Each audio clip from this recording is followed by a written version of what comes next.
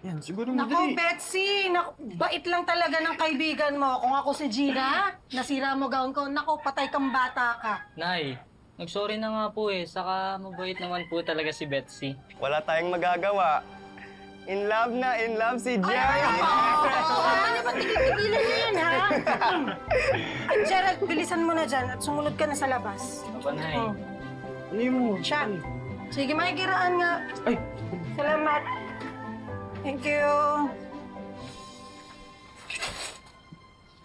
Di ba wala ka pang susutin sa birthday ni Gina? Oo nga eh. Nahiya na ako manghiram kasi nga nasira ko yung dress ng nanay niya.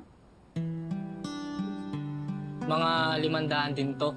Kasi na to pambili ng dress dun sa wagwagan. Lika, samahan kita ngayon. Gagastusin mo yung ipon mo para bilan ako ng damit? Oo. Grabe naman, how sweet! Totoo ba yan? Oo. Seryosong seryoso. At hindi lang yun.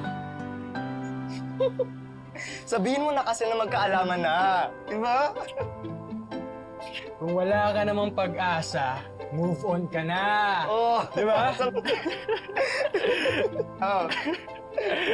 Ang e-epal nyo! Diyan na nga kayo!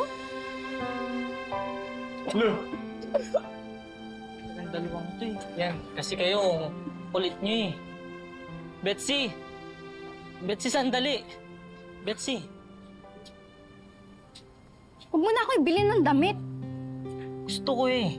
At hindi lang yun ang gusto ko para sa'yo. Kasi... gusto kita. Mga bata pa lang tayo. Drama nito. Ano ka ba? Relax ka lang. Gusto rin kita, Gerald. Babarkada tayo eh. Magtutropa. Yun, ganun.